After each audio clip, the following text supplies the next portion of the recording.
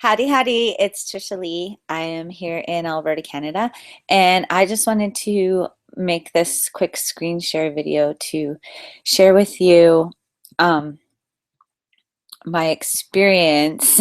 Actually, that's a good one to go to with being a victim of internet fraud. So, what basically happened is I have a startup company, and I was reaching out to um, investors on Facebook, and I discovered that a lot of people create uh, phony profiles on Facebook. So even it looked really legitimate. This person was high profile and seemed to be friends with a lot of other high profile people on Facebook. And so I trusted the source. Anyway, what had happened is I was sent to a banking site, and so, what I've learned with being a part of an internet community of marketers is that legally, when you have a website that is selling something, this is what am I believe this is Bing that I'm sharing with you right here. But you see, even Bing, they're not necessarily selling anything, but they do have this privacy policy and terms of use.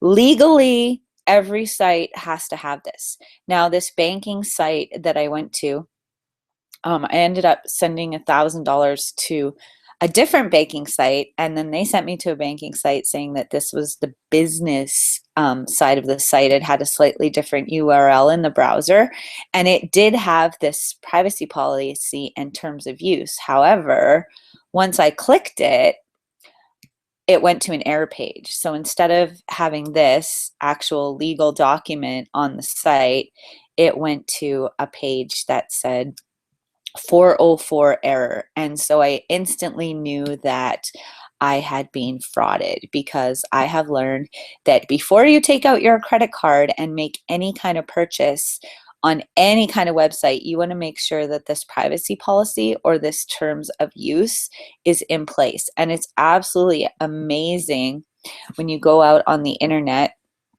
and you look at other sites. Like, this is my passion is horses here, but here, see, they say sold, so obviously they're selling horses or something on this site. But when you scroll down to the bottom, no privacy policy, no terms of use. So technically this website is not operating legally.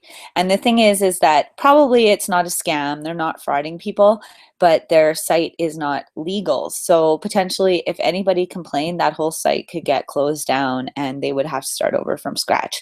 So it's super important that if you have a website and you're selling anything, it doesn't matter if you're just directing people to a different site that sells the t-shirts. If you're directing anybody to anywhere that they're going to be sold, you must have this privacy policy. You must have this terms of use legally.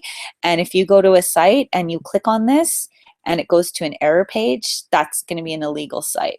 Or if you go to a site that doesn't have this, the odds are, well, for sure, that site is not operating legally, and there is a chance that whatever you're purchasing from that site is not going to be delivered, because it's just a matter of due diligence. You should, before you set up a website and start trying to sell something or create something, you should be aware of what your legal obligations are. And legally, every site that does any kind of sales, whether you're selling advertising or anything, has to legally have this privacy policy and terms of use, and it has to work.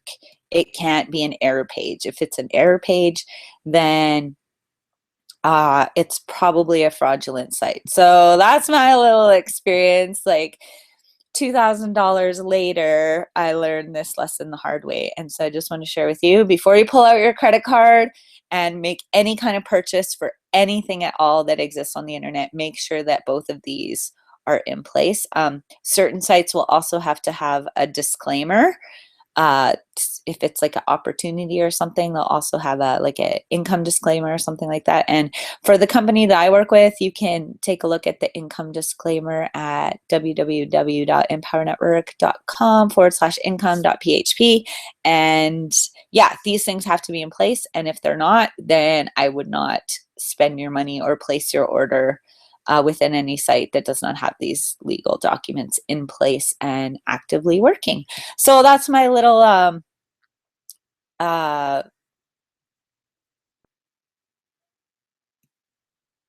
spiel, I guess. That's my little spiel on how to avoid